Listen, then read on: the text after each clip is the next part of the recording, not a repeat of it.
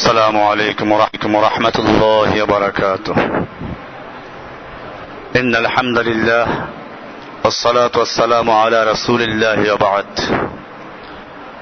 আল্লাহ সুবহানাহু ওয়া তাআলার মহান দরবারে লাখ শুকরিয়া জ্ঞাপন করছি, যিনি আমাদেরকে জুমার সালাতের পরে আবারও দিনের কিছু গুরুত্বপূর্ণ বিষয় নিয়ে আলোচনা করার তৌফিক এনায়েত করেছেন। এজন্য বলি আলহামদুলিল্লাহ। আমরা এদেশের জন্য, এ ভূখণ্ডের জন্য আমাদের যে বড় দায়িত্ব, সেটা হচ্ছে মানুষের কাছে তাওহীদের দাওয়াতকে প্রচার করা, পৌঁছে দেওয়া। কোরআনুল কারীমে এই দায়িত্ব প্রত্যেকটা উম্মাহকে দেওয়া হয়েছে, প্রত্যেকটা মানুষকে দেওয়া হয়েছে, মুসলিমকে দেওয়া হয়েছে। এই যে আমলটা, এটাকে আমরা হাদিসের পরিভাষা থেকে আমলে ইহতিসাবি হিসাবে বা আল হিসবা হিসাবে নাম দিয়ে থাকি। আমাদের এই দাওয়াতি কার্যক্রম যাতে করে আরো সুন্দরভাবে এবং আরো সাজানো গুছানো ভাবে, স্পষ্টভাবে আপনারা দিতে পারেন, সেজন্য আমরা এখন যে তালিমটা করতে যাচ্ছি, এটা হলো সে আমাদের দাওয়াতি প্রোগ্রামের উপরে ভিত্তি করে কিভাবে আমরা এই দাওয়াটা চালাতে পারি, কি নিয়মগুলো অনুসরণ করতে পারি। এজন্য আমরা প্রথমে এই কাজের নাম হচ্ছে আল হিসবা। হিসবা বা আল ইহতিসাব, এটা হাদিসে এই শব্দটা বর্ণিত আছে। রমজান সম্পর্কে যে হাদিসগুলো আছে ওখানে দেখবেন লেখা আছে, মান সামা রমাদানা ঈমানান ওয়া ইহতিসাবান। ইহতিসাব, যে ব্যক্তি রমজানে রোজা রাখলো ঈমানের সঙ্গে, ওয়া ইহতিসাবান, এবং ইহতিসাব মানে সওয়াবের উদ্দেশ্যে, গুফিরা লাহু মা তাকদ্দামা মিন যামবিহি, তার পিছনের সমস্ত গুনাহগুলো ক্ষমা করে দেওয়া হয়। তো ওখানে ইহতিসাব শব্দটা উল্লেখ করা হয়েছে। এরকম কোরআনেরও আয়াত থেকে এই শব্দটা নেওয়া হয়েছে। ইহতিসাবের অর্থ হচ্ছে সৎ কাজের আদেশ অসৎ কাজ থেকে নিষেধ করার মাধ্যমে আল্লাহর কাছে সওয়াবের আশা করা। তাহলে আল্লাহর কাছে সওয়াবের উদ্দেশ্যে, আল্লাহকে সন্তুষ্ট করার জন্য, আল্লাহর কাছে বিনিময় পাওয়ার জন্য, দ্বীনের জন্য যে স্বেচ্ছাশ্রম দেওয়া হয়, এটার নাম হচ্ছে আল হিসবা বা আল আমালুল ইহতিসাবি, ইহতিসাব। এটার গুরুত্ব অনেক। আমরা প্রথমে এটার আহমিয়াত বা গুরুত্ব নিয়ে আলোচনা করব। প্রথমত এটার গুরুত্ব এই যে এটা আল্লাহর আহ্বানে সাড়া দেওয়া। কার আহ্বানে? আল্লাহ তাআলা আহ্বান করেছেন। এই আমল করার মাধ্যমে আমরা আল্লাহর সে আহ্বানে সাড়া দিচ্ছি। কোরআনের আয়াত হচ্ছে ওয়ালতাকুম মিনকুম উম্মাতুন ইয়াদউনা ইলাল খাইর। ওয়ালতাকুম মিনকুম, তোমাদের থেকে একদল মানুষ, একটা উম্মাহ এরকম হওয়া উচিত, ইয়াদউনা ইলাল খাইর, যারা মানুষকে সৎ পথের দিকে আহ্বান করবে, ওয়া ইয়ামুরুনা বিল মারুফ, তারা মঙ্গলের দিকে মানুষকে আহ্বান করবে, ওয়া ইয়ামুরুনা বিল মারুফ, এবং সৎ কাজের আদেশ করবে, ওয়া ইয়ানহাউনা আনিল মুনকার, এবং তারা অন্যায় কাজ থেকে বাধা প্রদান করবে, নিষেধ করবে। আউলাইকা হুমুল মুফলিহুন, এবং এরাই হচ্ছে সফলকাম, এরাই হচ্ছে সফলকাম। এখানে আল্লাহ সুবহানাহু ওয়া তাআলা আমাদেরকে আহ্বান জানালেন যে তোমাদের মধ্যে এমন একদল মানুষ হওয়া উচিত যারা এই কাজগুলো করবে। এখন আমরা যদি এই কাজ করা শুরু করি, এই কাজের সঙ্গে নিজেকে সম্পৃক্ত করি, তাহলে বুঝতে হবে আল্লাহ তাআলার সেই ডাকে আমরা সাড়া দিলাম। এটা একটা গুরুত্বপূর্ণ বিষয় যে আল্লাহর আহ্বানে, আল্লাহর ডাকে আমরা সাড়া দিলাম। দ্বিতীয় হলো এটা আল্লাহর রাসূলের আহ্বানেও সাড়া দেওয়া, আল্লাহর রাসূলের আহ্বানেও সাড়া দেওয়া।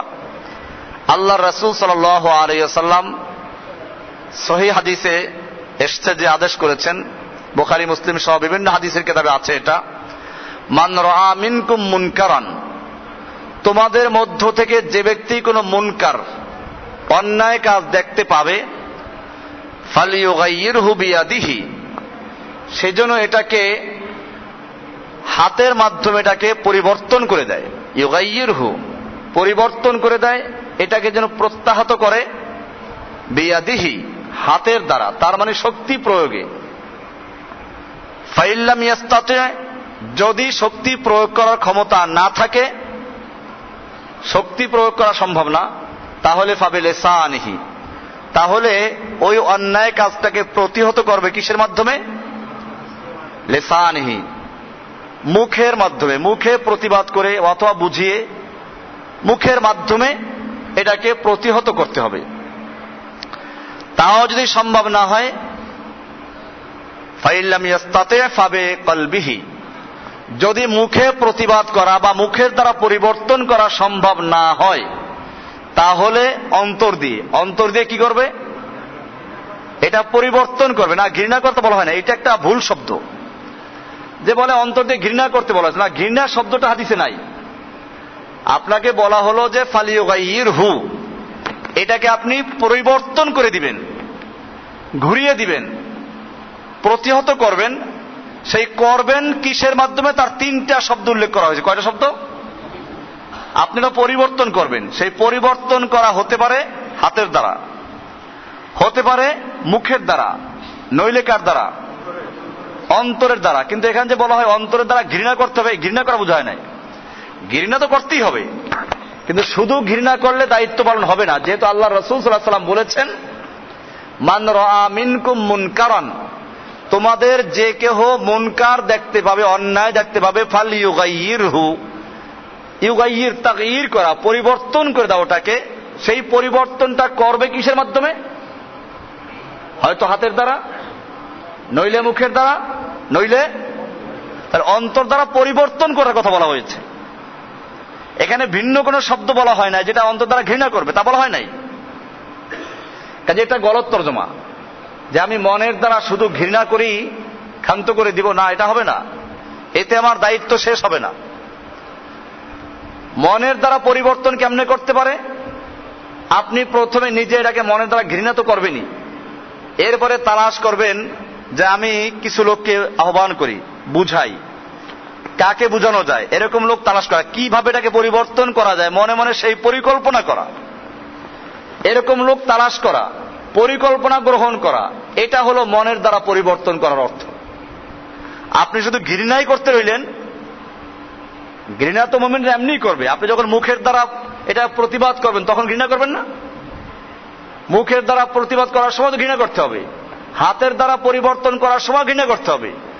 এরকম মনে মনে যখন পরিবর্তন করবেন তখনও ঘৃণা করতে হবে। কিন্তু শুধু ঘৃণা করলেই দায়িত্ব আদায় হবে না, বরং মনের দ্বারা এটাকে পরিকল্পনা করতে হবে যে কিভাবে এই অন্যায়টাকে, এখন আমার মুখের দ্বারা প্রতিবাদ করার ক্ষমতাও নাই, শক্তি প্রয়োগ করার ক্ষমতা আমার নেই, তাহলে আমি কি করতে পারি? পরিকল্পনা করতে পারি। আমি সমমনা লোকদেরকে তালাশ করি, আমি কৌশলে দাওয়াত দিতে পারি। এইভাবে যেভাবে সুবিধা সেইভাবে কৌশল তালাশ করার নাম হচ্ছে মনে মনে পরিবর্তন করে দেওয়া। তার এটা আল্লাহর রাসূলেরও একটা আহ্বান সাল্লাল্লাহু আলাইহি ওয়াসাল্লাম, যে অন্যায় দেখলে তাকে প্রতিবাদ করতে হবে। এখন যদি একদল মানুষ এই কাজের জন্য তৈরি হয়ে যায়, তারা যেন আল্লাহর রাসূল সাল্লাল্লাহু আলাইহি ওয়াসাল্লামের সেই আহ্বানে সাড়া দিল। এটা একটা গুরুত্বপূর্ণ বিষয়। তৃতীয়ত, 3 নম্বর বিষয়, এটা গুরুত্ব, যে এটা এই উম্মতের সবচেয়ে বড় যে গুণ উল্লেখ করা হয়েছে, যে কারণে এই উম্মতকে সবচেয়ে উত্তম জাতি বলে আখ্যায়িত করা হয়েছে কোরআনে, সেটা হচ্ছে এই কাজ, সৎ কাজের আদেশ, অসৎ কাজ থেকে নিষেধ করা। কোরআনুল কারীম আল্লাহ সুবহানাহু ওয়া তাআলা বলছেন, কুনতুম খায়রা উম্মাতিন উখরিজাত লিন-নাস তা'মুরুনা বিল মা'রুফ ওয়া তানহাউনা আনিল মুনকার ওয়া তু'মিনুনা বিল্লাহ। প্রত্যেকটা শব্দ গুরুত্বপূর্ণ এখানে। কুনতুম খায়রা উম্মাতিন, তোমরা সর্বোত্তম উম্মাহ, জাতি। এই উম্মাহ বলতে একটা দল হওয়া জরুরি না, দল তো হওয়া ভালো, কিন্তু দল পাওয়া গেল না, তাহলে আপনি কি করবেন? আপনি একাই দাঁড়িয়ে যান, একাই কাজ করতে থাকেন, কারণ একাও উম্মাহ হতে পারে। ইব্রাহিম আলাইহিস সালাতু ওয়াস সালাম সম্পর্কে আল্লাহ তাআলা কোরআনে বলেছেন, ইন্না ইব্রাহিমা কানা উম্মাতান কানিতা। ইব্রাহিম আলাইহিস সালাতু ওয়াস সালাম সম্পর্কে বলছেন কানা উম্মাতান কানিতা, ইব্রাহিম উম্মাতুন কানিতা ছিল, আল্লাহর আনুগত্য উম্মাহ ছিল। তো উম্মাহ তো আসলে দলকে বোঝানো হয়, তো উনি তো একজন ব্যক্তি, ব্যক্তিকে উম্মাহ বলা হলো কিভাবে? যেহেতু ওই সমাজে একদিকে শিরিক এবং কুফর ছিল, আর একদিকে হকের পক্ষে ইব্রাহিম আলাইহিস সালাম একা ছিলেন। যেহেতু একা, কিয়ামত পর্যন্ত যত মানুষ তাওহীদের দাওয়াত দিবে, তাওহীদের পক্ষে কাজ করবে, সৎ কাজের আদেশ করবে, অসৎ কাজে নিষেধ করবে, এই সমস্ত লোকদের প্রতিনিধিত্ব করছেন একা ইব্রাহিম আলাইহিস সালাম। এই জন্য আল্লাহ তাআলা তাকে একজনকে আখ্যায়িত করেছেন উম্মাহ বলে। সুতরাং যদি কোনো সমাজে, কোনো এলাকায়, কোনো স্থানে আপনার পক্ষে কোনো লোক নেই, আপনি একা, তারপরও আপনি দাঁড়িয়ে যাবেন। সেজন্য বলা হয়েছে কুনতুম খায়রা উম্মাতিন, তোমরা সর্বোত্তম উম্মাহ, সর্বোত্তম জাতি। উখরিজাত লিন-নাস, তোমাদেরকে বের করা হয়েছে মানুষের কল্যাণের জন্য। লিন-নাস, লি এটা নাফা, মানুষের কল্যাণের জন্য। তোমাদের কাজ হবে কি? তা'মুরুনা বিল মা'রুফ ওয়া তানহাউনা আনিল মুনকার, তোমরা সৎ কাজের আদেশ করবে এবং অন্যায় কাজ থেকে, অসৎ কাজ থেকে মানুষকে নিষেধ করবে। ওয়া তু'মিনুনা বিল্লাহ, এবং তোমরা আল্লাহর উপর ঈমান রাখবে। তাহলে বোঝা গেল যে এই যে ইহতিসাব, আল আমালুল ইহতিসাব ইয়াল হিসবা আমরা যেটাকে নাম দিয়েছি, এটা এই উম্মতের সর্বোত্তম উম্মাহ হওয়ার একটা বড় কারণ। এরপরে মুমিনরা অন্যান্য লোকদের থেকে যে কারণে আলাদা, তার মধ্যে সর্বপ্রধান বৈশিষ্ট্য হচ্ছে এই আমরু বিল মারুফ নাহি আনিল মুনকার। ওয়া সিফাতুল উলা আল মুমাইয়িজা লিল মুমিনিনা ওয়াল মুমিনাত, মুমিন এবং মুমিনাদেরকে যে বৈশিষ্ট্য বা যে গুণটা অন্যদের থেকে আলাদা করে, তা হচ্ছে এই দাওয়াতি কাজ, আল হিসবা আল ইহতিসাবি। কোরআন বলছে ওয়াল মুমিনুনা ওয়াল মুমিনাত বা'দুহুম আউলিয়াউ বা'দ, মুমিন এবং মুমিনাতরা, মুমিন পুরুষগণ, মুমিন স্ত্রীগণ, এরা পরস্পরে বা'দুহুম আউলিয়াউ বা'দ, একে অপরের আউলিয়া, অভিভাবক, মুরব্বী, বন্ধু। কাজ কি এদের? ইয়ামুরুনা বিল মারুফ ওয়া ইয়ানহাউনা আনিল মুনকার, তারা সৎ কাজের আদেশ করবে এবং অসৎ কাজ থেকে নিষেধ করবে। ওয়া ইউকিমুনাস সালাতা, এবং তারা সালাত কায়েম করবে। ওয়া ইউতুনাজ যাকাতা, যাকাত আদায় করবে। ওয়া ইউতিউনা আল্লাহ ওয়া রাসূলা, এবং তারা আল্লাহ এবং আল্লাহর রাসূলের আনুগত্য করবে। এখানেও দেখা গেল যে যে কয়টা বৈশিষ্ট্য উল্লেখ করা হয়েছে, তার মধ্যে প্রথম উল্লেখ করা হলো যে তারা সৎ কাজের আদেশ করবে, অসৎ কাজ থেকে নিষেধ করবে। এমনি ভাবে ইসলামের হেফাজতের জন্য ওয়াহুয়া মিন আযমে আল আসবাব ফি হিফজিদ দ্বীন ওয়া সাউনিহি ওয়াল ইবকা আলাল আমল বিহ, দ্বীন হেফাজত করা, দ্বীনকে প্রতিষ্ঠিত রাখা, এটা নির্ভর করবে এটার উপরে, আমর বিল মারুফের উপরে, নাহি আনিল মুনকারের উপরে। ওয়াহুয়া মিন আযমিল আসবাব লিনাজাতিল আফরাদ ওয়াল মুজতামাআত, এই দাওয়াতি কার্যক্রম, দাওয়াতটাই হচ্ছে ব্যক্তি এবং পরিবার, সমাজের সফলতার একমাত্র মাধ্যম। কোরআন বলছে ফালাম্মা নাসু মা যুক্কিরু বিহি আনজাইনাল্লাযীনা ইয়ানহাউনা আনিস সু ওয়া আখাযনাল্লাযীনা যালামু বিআযাবিন বাঈসিন বিমা কানু ইয়াফসুকুন। ফালাম্মা নাসু মা যুক্কিরু বিহি, তাদেরকে যে বিষয়ে আল্লাহর পক্ষ থেকে সাবধান করা হয়েছিল, উপদেশ দেওয়া হয়েছিল, সেগুলো ভুলে গেল। আনজাইনাল্লাযীনা ইয়ানহাউনা আনিস সু, যারা অসৎ কাজ থেকে, অন্যায় থেকে বারণ করত, তাদেরকে আমি নাজাত দিয়েছি। ওয়া আখাযনাল্লাযীনা যালামু, আর যারা জালিম তাদেরকে আমি পাকড়াও করেছি, বিআযাবিন বাঈসিন, মর্মান্তিক শাস্তির মাধ্যমে, বিমা কানু ইয়াফসুকুন, তারা যে অন্যায় করত সে অন্যায়ের কারণে। তাহলে এখানে দেখা যায় যারা সৎ কাজের আদেশ করবে তারা আল্লাহর পাকড়াও থেকে, আল্লাহর গজবের থেকেও মুক্তি পাবে। এটা মুক্তি পাওয়ার একটা মাধ্যম। এমনি ভাবে অহুয়া সাবাবুন আযীমুন মিন আসবাবিত তামকিন ফিল আরদি লিল ইসলাম ওয়া আহলিহি ওয়া দাওলাতিহি, দ্বীন কায়েমের জন্য আল্লাহর জমিনে আল্লাহর খেলাফত প্রতিষ্ঠার জন্য যে বড় বড় কাজগুলো আছে সেই কাজগুলোর মধ্যে একটা কাজ হচ্ছে সৎ কাজের আদেশ করা, অসৎ কাজ থেকে বারণ করা। যেমন কোরআনে বলা হয়েছে, আল্লাযীনা ইম্মাক্কান্নাহুম ফিল আরদি আকামুস সালাতা ওয়া আতাউয যাকাতা ওয়া আমারু বিল মা'রুফ ওয়া নাহাউ আনিল মুনকার ওয়ালিল্লাহি আকিবাতুল উমুর। আল্লাযীনা ইম্মাক্কান্নাহুম, পূর্বের থেকে আলোচনা চলেছে যে মুমিনদের সম্পর্কে আল্লাহ তাআলা বলছেন যে তারা এমন যে তাদেরকে যদি জমিনে আমি ক্ষমতা দান করি, মাক্কান্নাহুম ফিল আরদ, ক্ষমতা দান করি, তাদের আধিপত্য দেওয়া হয়, তাহলে তারা চারটা কাজ করবে মৌলিকভাবে। তার মধ্যে একটা হচ্ছে আকামুস সালাত, তারা রাষ্ট্রীয়ভাবে সালাত কায়েম করবে, সালাত প্রতিষ্ঠা করবে। ওয়া আতাউয যাকাত, এবং তারা যাকাত আদায় করবে, যাকাত তারা আদায় করবে। তখন যাকাত ঐচ্ছিক কোনো বিষয় থাকবে না যে মনে চাইলে দিব, মনে চাইলে দিব না, যাকাত আদায় করবে তারা। তৃতীয় কাজ হচ্ছে ওয়া আমারু বিল মা'রুফ, তারা সৎ কাজের আদেশ করবে। চতুর্থ নম্বর কাজ হচ্ছে ওয়া নাহাউ আনিল মুনকার, তারা অন্যায় কাজ থেকে বাধা প্রদান করবে, নিষেধ করবে। ওয়ালিল্লাহি আকিবাতুল উমুর। এমনি ভাবে আমরা দেখলাম যে আল হিসবা আল আমালুল ইহতিসাবি, ইহতিসাব যেটাকে আমরা বলি, এটা অর্থাৎ সৎ কাজ করা, আল্লাহকে সন্তুষ্ট করার জন্য, আল্লাহকে সন্তুষ্ট করার জন্য দ্বীনের দাওয়াত পৌঁছে দেওয়া, অন্যায় কাজ থেকে বারণ করা এবং সৎ কাজগুলোর জন্য মানুষকে আহ্বান করা। এটা শরিয়াতের একটা গুরুত্বপূর্ণ অংশ। এটার হুকুম হচ্ছে আল ফরদুল কিফায়া, এটা ফরজে কিফায়া হিসাবে থাকবে। কিছু লোক যদি এই কাজটা পালন করে তাহলে সকলের পক্ষ থেকে আদায় হয়ে যাবে, আর যদি কেউ এই কাজ না করে তাহলে সকলেই গুনাহগার হবে। ফরজে কিফায়া ইযা আকামা বিহিল বাদ ওয়া হাসালা বিকিয়ামিহিম বিহিল কিফায়া, কিছু লোক যদি তৈরি হয়ে যায় এবং সেই কিছু লোক এমন পরিমাণ যাদের মাধ্যমে সব জায়গায় দাওয়াত পৌঁছে গেছে, এরকম যদি সম্ভব হয়, ওই পরিমাণ লোক যদি কাজ করতে শুরু করে তখন ফরজে কিফায়ার হক আদায় হবে। আর যদি ওই পরিমাণ লোক তৈরি না হয় সে পর্যন্ত এটা ফরজে আইন হিসেবেই থাকবে।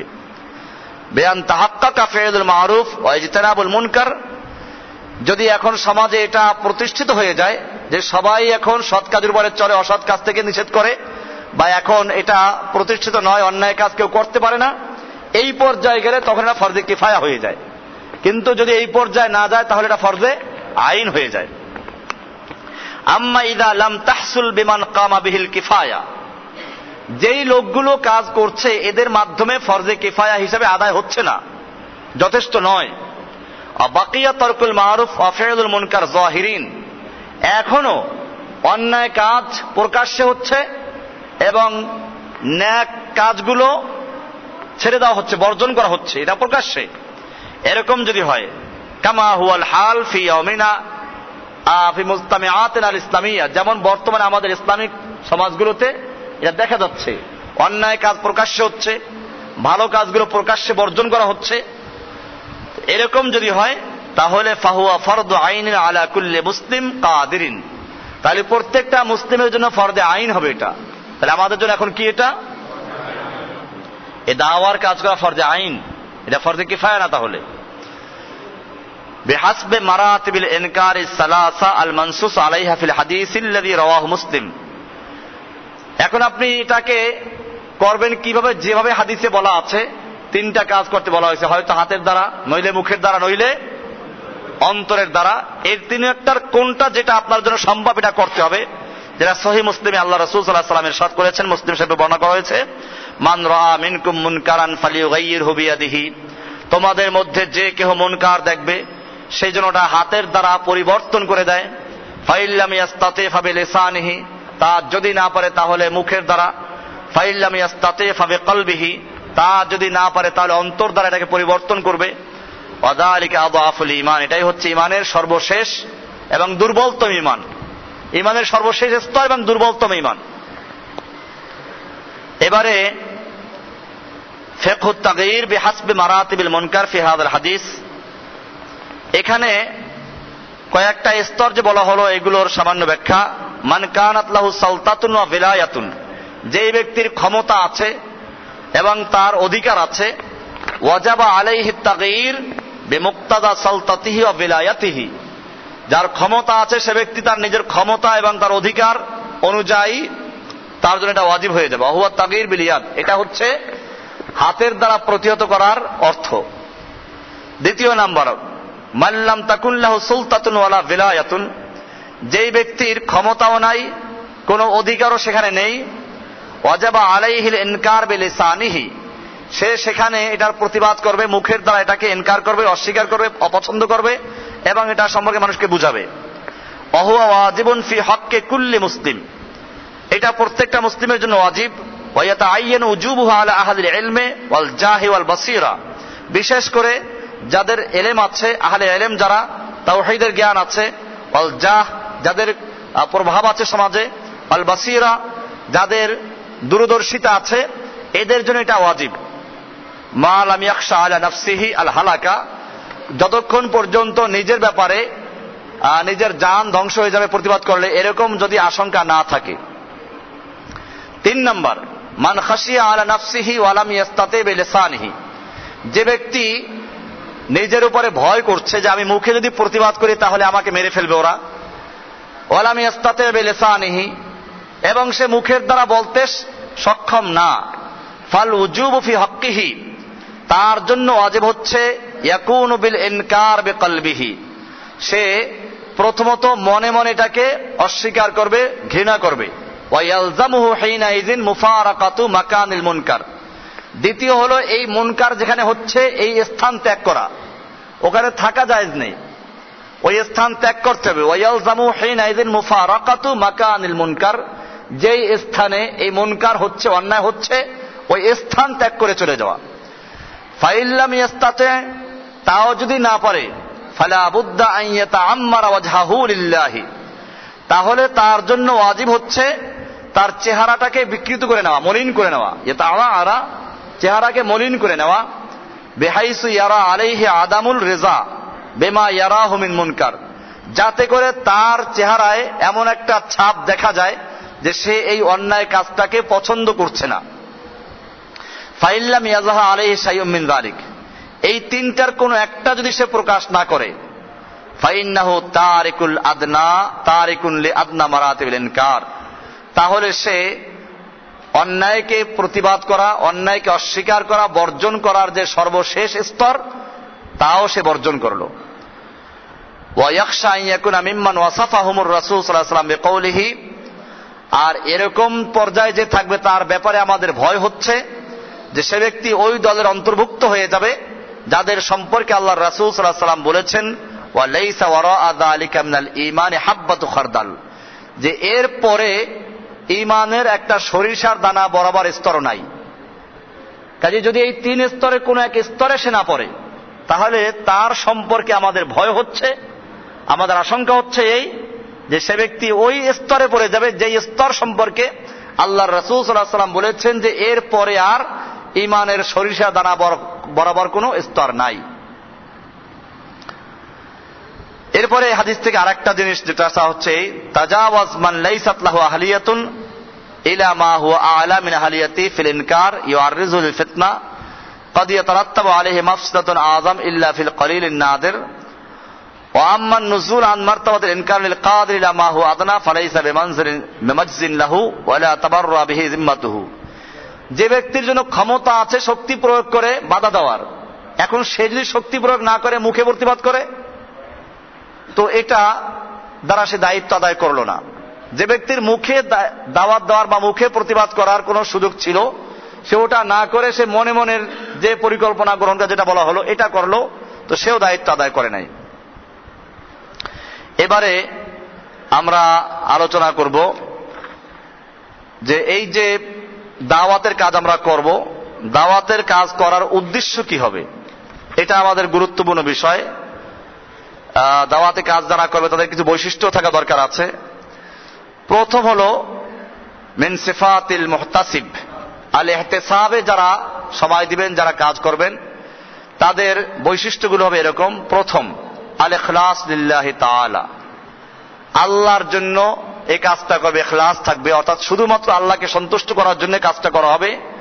মানুষ আমাকে দায়ী বলবে বা আমি কোনো বিশেষ সংগঠনের হয়ে কাজ করছি, এরকম না। কাজটা হবে কার জন্য? আল্লাহর জন্য। আর যখন আল্লাহর জন্য কোনো ব্যক্তি কাজ করবে, তখন তার বিপদ আপদ সে মেনে নেবে কার জন্য? আল্লাহর জন্য। এজন্য সে চিন্তা করবে না যে আমি যদি এই কাজ করতে গিয়ে বিপদে পড়ি তাহলে আমাকে ছাড়াবার লোক আছে, এরকম থাকবে না। এমনি তো জামাবন্দি হওয়া, দাওয়া করতে গিয়ে সংঘবদ্ধ, সেটা আমরা আলোচনা ইনশাআল্লাহ পরে করব। তো এটা হচ্ছে বৈশিষ্ট্য, যে প্রথম হচ্ছে আল ইখলাস লিল্লাহি তাআলা। এক নাম্বার বৈশিষ্ট্য হচ্ছে যে কাজটা শুধুমাত্র কাকে সন্তুষ্ট করার জন্য হবে? দুই নাম্বার, আস-সিদকু ফি তাআতিহি ওয়াল কিয়াম বিআমরিহি। আস-সিদকু ফি তাআতিহি, আল্লাহর আনুগত্য করা এবং আল্লাহর আদেশ পালন করার জন্য নিজেকে সঠিক এবং সত্য প্রমাণ করবে। কোরআনে বলা সাদাকু মা আহাদুল্লাহ, মুমিনদের মধ্যে কিছু আছে এরকম যারা তারা আল্লাহর সঙ্গে যে অঙ্গীকার করেছিল সেটা তারা সত্য প্রমাণিত করেছে। আমরাও এই কাজটা করব আল্লাহর আনুগত্যে যে আমি সত্য করছি, নিজের সততা প্রমাণ করার জন্য। আস-সিদকু ফি তাআতিহি মানে আল্লাহর আনুগত্যের ক্ষেত্রে নিজের সততা প্রমাণ করার জন্য, আল কিয়াম বিআমরিহি এবং আল্লাহর আদেশ পালন করার জন্য নিজেদের প্রস্তুত, একথা প্রমাণ করার জন্য, নিজেকে সত্য বলে আল্লাহর কাছে প্রমাণ করার জন্য। তিন নাম্বার, আল ইস্তিলা বিল হক। আল ইস্তিলা বিল হক, হকের মাধ্যমে আপনি যে গর্বিত, নিজেকে এজন্য ধন্য মনে করা, এটা অহংকার না। যে আল্লাহ তাআলা আপনাকে হক বুঝার তৌফিক দান করেছেন, এজন্য নিজেকে এজন্য বড় মনে করা। বড় মনে করা বলতে আল্লাহর শুকরিয়া আদায় করা যে আমি হক বুঝার আল্লাহ তাআলা তৌফিক দান করেছেন। এটা আমার নিজস্ব কোনো ক্ষমতা না, নিজস্ব কোনো বুদ্ধির বলে, নিজের কোনো জ্ঞানের বলে আমি তাওহীদ গ্রহণ করতে পারি নাই। আল্লাহ তাআলা অনুগ্রহ করে আমাকে এটা দান করেছেন, এই জন্য নিজেকে ধন্য মনে করা। চার নাম্বার, আস-সাবরু ওয়াল মুসাবারা, সবর করা। এই কাজ করতে গেলে বাধা আসবে, বিভিন্ন কথা আসবে, সেক্ষেত্রে ধৈর্য ধারণ করা এবং অটল থাকা। ধৈর্য মানে এই নয় যে আপনি কি করলেন, একজনের কথা বললে আপনি বাস চুপ থাকলেন, তা না। ধৈর্য মানে হচ্ছে অটল থাকা, যে কাজটা করতে গিয়ে আপনাকে তিরস্কার করুক, যাই করুক, আপনি অটল, আপনার মিশনে আপনি মজবুত থাকবেন। এবং অটল থাকলে দেখবেন যে ইনশাআল্লাহ কাজের গতি বাড়তে থাকবে। আপনার সঙ্গে কেউ নেই, এজন্য ভয় পেয়ে কোনো লাভ নেই। আমি কাজ করছি কার জন্য? আল্লাহর জন্য। তো আল্লাহ তো আমার সঙ্গে আছেন, আল্লাহ তারা দেখতে পাচ্ছেন, আল্লাহ তারা শুনছেন, আল্লাহ আমার অন্তরের খবর জানেন। এইভাবে আপনার প্রত্যেকটা কাজে অটল থাকা, কয়েকদিন দাওয়াতি কাজ করে পরে ছেড়ে দেওয়া, এটা কোনো মুমিনের সিফাত না। পাঁচ নাম্বার, আল ইরাদাতুল মাদিয়া ওয়াল আযিমাতুস সাদিকা, কাজ করতে গিয়ে আপনার পরিকল্পনা চলতে থাকবে, চলমান পরিকল্পনা, এবং আযিমাতুস সাদিকা, দৃঢ় সংকল্প থাকবে যে আমি এই কাজ করেই যাব, কেউ থাকুক বা না থাকুক, কেউ আমার কথা শুনুক বা না শুনুক, আমার বিরোধিতা যারা করে করুক, আমি এই কাজ করতে থাকবো, আমার সঙ্গে কেউ থাকুক বা না থাকুক। এটাকে বলে আল আযিমাত। বিশ্ব যদি চলে যায় টলিতে টলিতে, আমি তখন একাই রব কর্তব্য সাধিতে, সেরকম ভাবে একা থেকে যাওয়া। আল ইরাদাতুল মাদিয়া মানে কাজটাকে চলমান রাখা, ওয়াল আযিমাতুস সাদিকা এবং সত্য দৃঢ়তা। ছয় নম্বর, আত-তাওয়াক্কুলুত তাম আলাইহি সুবহানাহু ওয়া তাআলা, আল্লাহর উপরে পূর্ণ তাওয়াক্কুল করা, ভরসা করা যে আমার নুসরত আসবে কার পক্ষ থেকে? আল্লাহর পক্ষ থেকে নুসরত আসবেই। কুফফাররা আল্লাহ রাসূলকে বলেছিল ইন্না শানিয়াকা হুয়াল আবতার, আল্লাহ বললেন যে না, ওয়ারাফা'না লাকা যিকরাক, প্রতিবাদ করলেন ওয়ারাফা'না। ওরা বলল মুহাম্মদ সাল্লাল্লাহু আলাইহি ওয়াসাল্লামের তো বংশ পরিচয় থাকবে না। আল্লাহ নবীর পুত্র সন্তানগুলো যখন এক এক করে মারা গেল, তখন ওরা বলতে লাগলো যে মুহাম্মদ সাল্লাল্লাহু আলাইহি ওয়াসাল্লামকে নিয়ে এত আমাদের মাথা ঘামানোর কোনো প্রয়োজন নেই, কারণ সে তো আবতার। আবতার শব্দের অর্থ হচ্ছে লেজ কাটা, মানে নির্বংশ, যার বংশে বলে না যে বংশে বাতি দেওয়ার কেউ নাই, এরকম শব্দ হচ্ছে আরবিতে আল আবতার। ইন্না শানিয়াকা হুয়াল আবতার।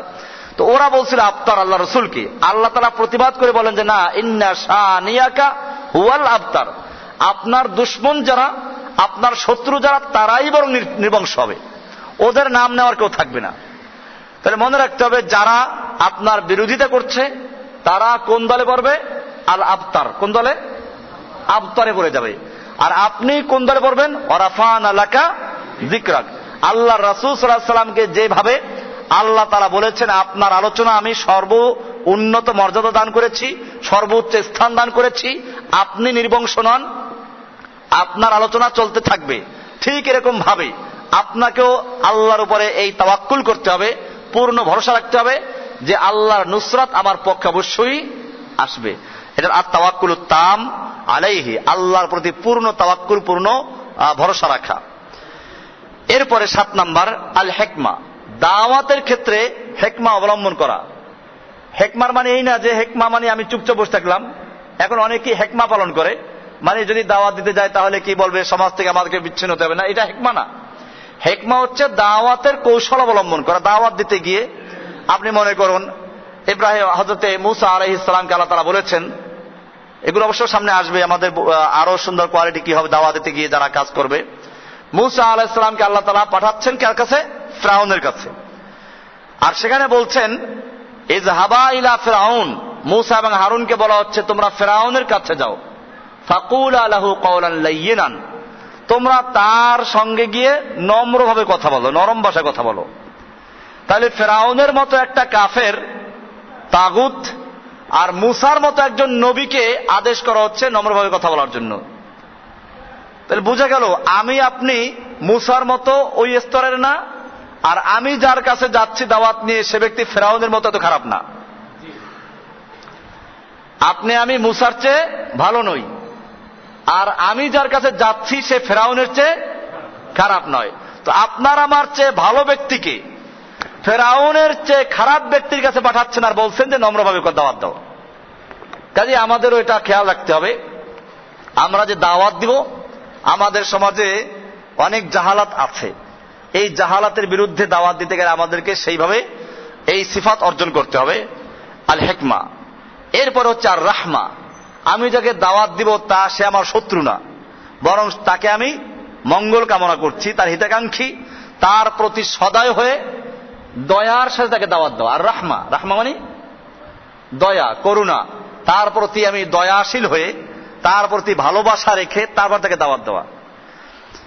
এটার পদ্ধতি সামনে বিস্তারিত আসতেছে ইনশাল্লাহ। এরপরে আল ইরাদ আনিল জাহিলিন, 9 নাম্বার, এই দাওয়াতের কাজ করতে গিয়ে আপনি অনেক জাহেলদের সম্মুখে পড়বেন। তারা কোরআন হাদিসের দলিল নেই, বাপ দাদা দলিল দেওয়া শুরু করবে। তো সেক্ষেত্রে কি করবেন? সেক্ষেত্রে তাদের থেকে এরাজ করা, মুখ ফিরিয়ে নেওয়া। পারলে আপনি তাকে সংক্ষেপে বুঝাবেন, না পারলে তার থেকে ঝগড়া করার দরকার নেই, তার থেকে সরে যাওয়া। এটা দাওয়াতি কার্যক্রমের জন্য। কারণ আমরা এই দাওয়াটাকে জিহাদ মনে না করি, আর জিহাদটাকে দাওয়াত মনে না করি। এখন যেটা আলোচনা হচ্ছে এটা আমাদের ইহতিসাবি, যেটা আমাদের এই সমাজে খুবই দরকার, এবং সেজন্য আমি এই যে দর্শগুলো আছে ইনশাআল্লাহ এগুলো কভার করব কিভাবে আমরা করতে পারি। তো 9 নম্বর হচ্ছে আল ইরাদ আনিল জাহিলিন, জাহেল মূর্খ লোকদের থেকে মুখ ফিরিয়ে নেওয়া, তাদের থেকে দূরে থাকা, আলাদা থাকা। অর্থাৎ যখন আপনি দেখবেন যে তর্কে লিপ্ত হচ্ছে, এগুলো জাহেল মোরাক্কাব। কিছু লোক আছে এমনি জানে না, কিন্তু জানে না যে সেটা সে জানে না, সে মনে করে জানে, এদেরকে বলা হয় জাহেলে মোরাক্কাব। এমনি আরবিতে মূর্খ মানে হলো জাহেল। জাহেল আরবি কি মানে, জাহেল অর্থ কি? মূর্খ। আর যে মূর্খ ব্যক্তি জানে না অথচ মনে করে সে জানে, একে বলা হয় জাহেলে মোরাক্কাব। কি বলে এটাকে? একটা খুব সুন্দর কবিতা আছে, আকাশকে নাদা নাদকে ইউদা নাদকে বেদা নাদ দার জাহলে মোরাক্কাব আবাদুদ্দাহরে বেমানাত। ফার্সি কবিতা। যে ব্যক্তি জানে না অথচ মনে করে সে সব জানে, কার সব জানে, আসলে কিচ্ছু জানে না। এইরকম যে ব্যক্তি জানে না অথচ মনে করে জানি, এই ব্যক্তি জীবনেও জানবে না। কারণ হচ্ছে সে যদি জানতো যে আমি জানি না, তাহলে সে জানার আগ্রহ রাখতো, সে অনেক কিছু জানতে পারত। কিন্তু যেহেতু সে মনে করে সব জানে, এই জন্য তার মধ্যে জানার আগ্রহ থাকবে না এবং সে কখনো জানতেও পারবে না, সে চিরস্থায়ী জাহেলি থেকে যাবে। এই জন্য এই জাতীয় লোকদের সঙ্গে তর্কে লিপ্ত না হওয়া। এই জন্য আমি এখানে প্রায় অনেকে বলেন যে হুজুর একটু অমুকের সাথে বসতে হবে, অমুকে বসতে হবে। কোনো লাভ নেই। আমরা কয়জনের সঙ্গে বসবো? যারা তর্কে লিপ্ত হচ্ছে, আমরা এদের সাথে বসে কোনো ফায়দা নেই, বরং আমরা আমাদের কাজ চালিয়ে যাই, ওরা ওদের কাজ চালাক। এই জন্য ওই অনেকে আছে যে হুজুর অমুকে শিয়া হয়ে গেছে, অমুকে গুমরা হয়ে গেছে, অমুকের সাথে বসা দরকার। ঠিক আছে, যাদের মধ্যে কবুল হকের যোগ্যতা আছে বা যারা বসতে চায় কবুল করার জন্য, আমরা তাদের সঙ্গে বসবো। আর যারা বসতে চায় তর্ক করার জন্য, ওদের সঙ্গে বসে আমাদের কোনো ফায়দা নেই, কোনো সময় নষ্ট করে লাভ নেই। ওদেরকে ইব্রাহিম আলাইহিস সালাম বলেন সালামা, সালাম। এটা হলো এরাদ আনিল জাহিলিন। 10 নম্বর আত-তাওয়াদু, বিনয়ী হওয়া। দাওয়ার ক্ষেত্রে বিনয় এবং নম্রভাবে নিজেকে পেশ করা, এটা হলো একটা বড় গুণ, আত-তাওয়াদু। 11 নম্বর যেটা বললাম যে আল ইহতিসাব, যে এই সব কাজগুলো করব স্বেচ্ছাশ্রম হিসেবে, কোনো বিনিময়ের কারণে না। ইহতিসাব মানে হচ্ছে আসলে সওয়াবের উদ্দেশ্যে স্বেচ্ছাশ্রম দেওয়া। তো আমরা এই কাজটা ইনশাআল্লাহ শুরু করব। এই কাজ করার জন্য কতগুলো স্তর আছে, কিভাবে কাজ করা যাবে, বিভিন্ন গ্রুপ হওয়া। তো সেগুলো সম্পর্কে আপনাদেরকে আমরা ইনশাআল্লাহ দিক নির্দেশনা দিব। এখানে গ্রুপগুলো কতজনের গ্রুপ হবে, কোন জায়গায় কোন কাজ করব, এই বিভিন্ন লাইন আছে, পর্যায়ক্রমে আসবে এগুলো। সরকারি অফিসে গেলে আপনি কিভাবে কাজ করবেন, আলেম ওলামাদের কাছে বা ছাত্রদের কাছে গেলে কিভাবে দাওয়াত দেওয়া হবে, এরকম ভাবে ব্যবসা বাণিজ্য করে যারা বড় বড় ব্যবসায়ী, এদের কাছে গেলে কিভাবে দাওয়াত দেওয়া হবে।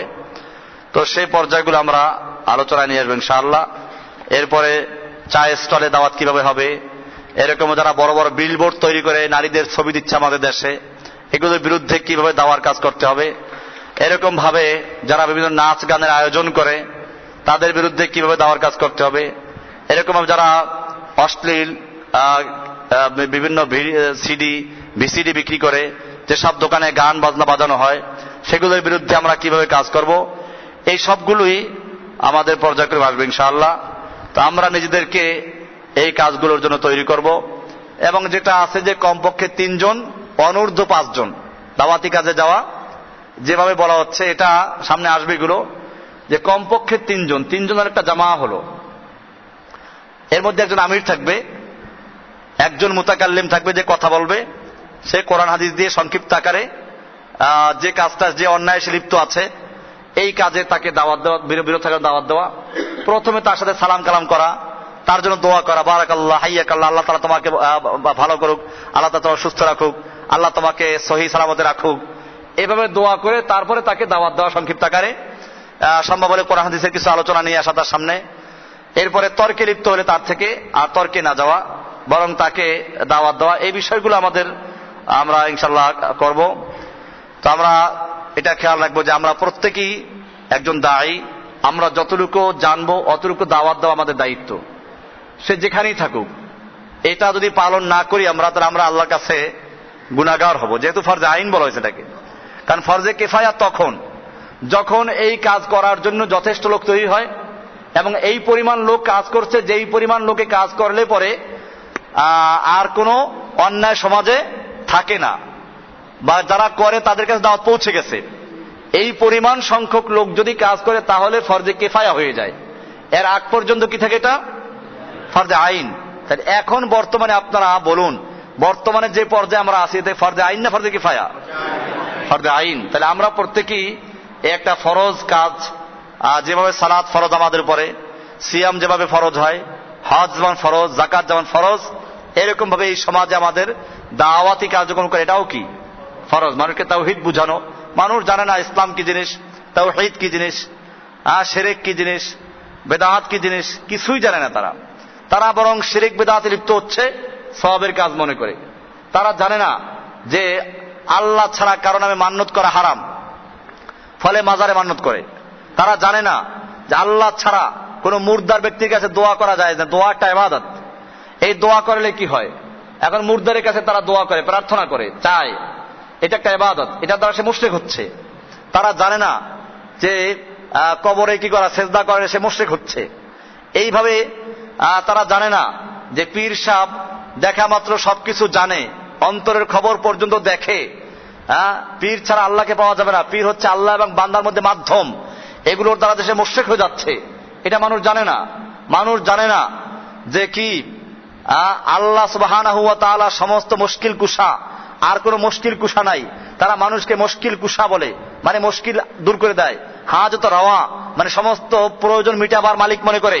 তারা জানে না যে মানুষ গাউসুল আজম হতে পারে না, গাউস হতে পারে না। গাউস মানে তারা জানে না, গাউস মানে ত্রাণকর্তা, বিপদে উদ্ধারকারী। যে কারণে তারা মানুষকে খালি গাউস বলে বিশ্বাস করে না, বরং গাউসুল আজম বলে বিশ্বাস করে। গাউসুল আজম, আপনি মহাখালী গেলে দেখবেন যে মহাখালীর থেকে গুলশানে একে যেতে বাম পাশে একটা বড় মসজিদ পড়ে, নাম কি? গাউসুল আজম বড়পীর আব্দুল কাদের জিলানী মসজিদ। না, ওখানে খালি গাউসুল আজম নাই, লেখা আছে গাউসুল আজম বড়পীর আব্দুল কাদের জিলানী মসজিদ। তার মানে আপনি গাউসুল আজম বলতে আল্লাহকে বলতে পারবেন না, কারণ ওরা ব্যাখ্যা দিয়ে দিয়েছে যে গাউসুল আজম বলতে এখানে আব্দুল কাদের জিলানীকে বোঝানো হয়েছে। উনি গাউসুল আজম মানে কি?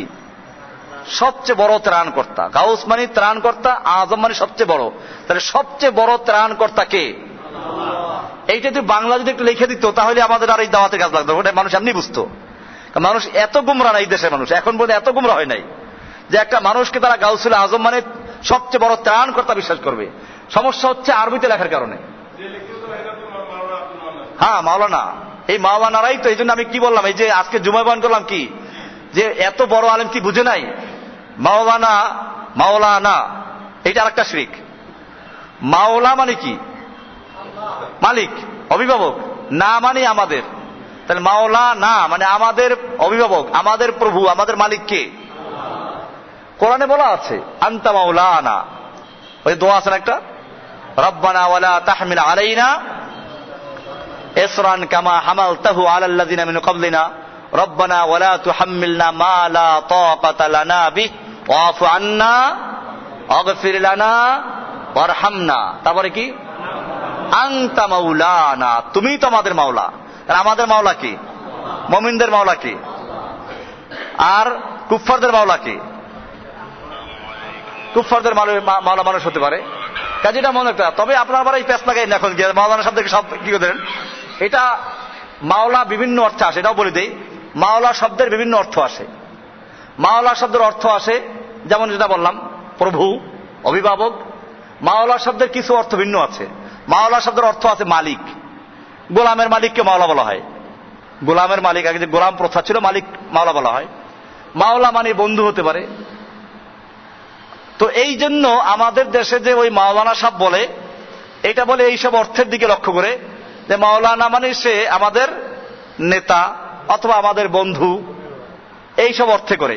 কিন্তু মাওলানা শব্দটা আল্লাহ তাআলা যেহেতু নিজের জন্য ব্যবহার করেছেন, আমরা এই জন্য এটাকে বর্জন করি। আমি আমার নিজের নামের সামনে কোনো মাওলানা লিখি না, যদিও একটা ডিগ্রির নাম এখন মাওলানা। যদি কওমি মাদ্রাসা দাওরা পাশ করে আর আলিয়া মাদ্রাসা কামেল পাশ করে, তাকে লেখে কি? মাওলানা। কিন্তু এটা কোত্থেকে আসলো আল্লাহ ভালো জানেন। এটা বর্জন করা উচিত। আপনারা এটাকে শিরিক বলে এখনই করেন না, তার গন্ডগোল লাগবে। আপনারা বলবেন যে এটা বর্জন করা উচিত, যেহেতু এর মধ্যে শিরিকের ঘেরান আসে। কি আসে? শিরিকের ঘেরান আসে। হ্যাঁ, এই কথা বলবেন। যেহেতু আল্লাহ তাআলা নিজের জন্য ব্যবহার করেছেন মাওলানা। কার জন্য? তো আল্লাহ তাআলা নিজের জন্য মাওলানা ব্যবহার করেছেন, আর আমাদের দেশে হুজুরদেরকেও মাওলানা বলা হচ্ছে। কেমন যেন একটা শিরিকের কি আসে? ঘেরান আসে। তো এই জন্য বর্জন করা উচিত। কি করা উচিত? বরং তার চেয়ে শায়েখ বলতে পারেন। শায়েখ মানে কি? আরবরা বলে শায়েখ, বড় আলেমকে শায়েখ বলে ওরা। মানে শায়েখ মানে মুরব্বী, একজন বিজ্ঞ আলেম, এটা হতে পারে, শায়েখ বলা যেতে পারে। তো এই জন্য এই সমস্ত শব্দগুলো বর্জন করা, যে শব্দের মধ্যে শিরিকের ঘেরান আছে। কি আছে? শিরিকের ঘেরান। এই জন্য বললাম যেহেতু মাওলা শব্দটা বিভিন্ন অর্থে আসে, তার মধ্যে একটা অর্থ কি? আল্লাহ সুবহানাহু ওয়া তাআলাকে বোঝানো হচ্ছে আনতা মাওলানা। কোরআনে আরো এক আয়াত আছে, সেখানে বলা আছে যালিকা বিআন্নাল্লাহা মাওলাল্লাযীনা আমানু ওয়া আন্নাল কাফিরিনা লা মাওলা লাহুম। যে মুমিনদের মাওলা হচ্ছেন আল্লাহ। মুমিনদের মাওলা কি? তাহলে মাওলা না মানে আমাদের মাওলা। আমাদের মাওলা কি? কোরআন বলছে মুমিনদের মাওলা আল্লাহ। ওয়ান্নাল কাফিরিনা লা মাওলা লাহুম, আর কাফেরদের কোনো মাওলা নাই। কাফেরদের কি নাই? মাওলা নাই। এই জন্য এই মাওলানা শব্দটা আমরা নিজেরাও বর্জন করব এবং আমাদের যে সমস্ত ভাইয়ের এগুলো ব্যবহার করে তাদেরকে বর্জন করার জন্য কি করব? অনুরোধ করব যে মেহেরবানি করে এই শব্দটা ব্যবহার না করা। যারা যেহেতু এটা কোরআনে এভাবে বলা আছে আনতা মাওলা, আল্লাহকে বলা হচ্ছে আনতা মাওলা, তুমি আমাদের মাওলা, বর্জন করা উচিত। তো ইনশাআল্লাহ এরকম মুনকার যেখানে যেটা দেখি ওগুলো আমরা দাওয়াতে যখন বলছিলাম সে বিষয়টাই, যে আমাদের দেশে যদিও অনেক বড় বড় আলেমরা উনি বলতেছিলেন যে মাওলানা আব্দুল মান্নান সাহেব কি করছেন, এই সাইনবোর্ড লাগায়, উনি কি বোঝেন না? হ্যাঁ, এই প্রশ্নটাই তো বড় প্রশ্ন। কারণ যুগে যুগে শিরিক আর বেদাতের ভিত্তি স্থাপন করেছে কারা? বড় বড় মাওলানারা। ছোট মাওলানারা করলে কেউ মানবে? একজন ছোটখাটো আলেম বলে কেউ বিশ্বাস করবে, কেউ মানবে না। আর বড় বড় একজন আলেম করলে তার অনুসারী আছে, তারা এটা প্রচার করবে। এই জন্য যুগে যুগে সত্যিকার অর্থে ইসলামের সর্বনাশ করেছে কারা? দুই দলের মানুষেরা। কয় দল মানুষেরা? আলী রাদিয়াল্লাহু তাআলা আনহু থেকে বর্ণিত আছে একটা কবিতা আছে, কবিতা আলীর কবিতা, এটা রাদিয়াল্লাহু তাআলা আনহু।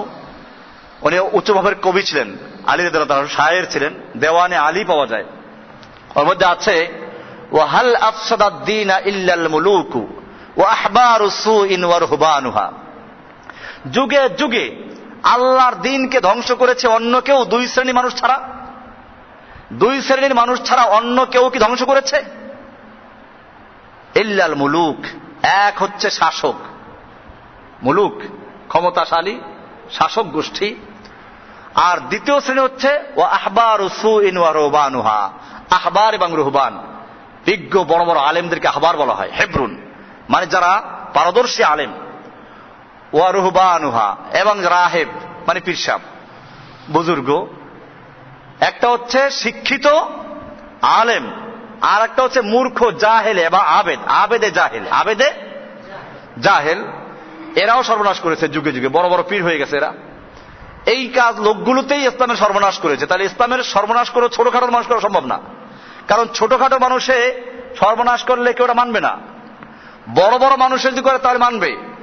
এই জন্য এই যে লোকগুলো যারা মাজার তৈরি করেছে তারাও বড় বড় বিজ্ঞজন, খুঁজে দেখেন না বড় বড় আলেম আছে পিছনে।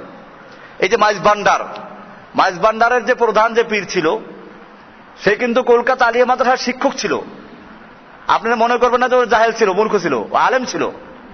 কলকাতা আলিয়া মাদ্রাসা থেকে সে টাইটেল পাস করেছে, এরপরে সে ওখানে শিক্ষকতাও করেছে, এরপরে বিভিন্ন মাদ্রাসায় পড়াইছে সে। তাহলে সে হাদিস কোরআন জানতো না?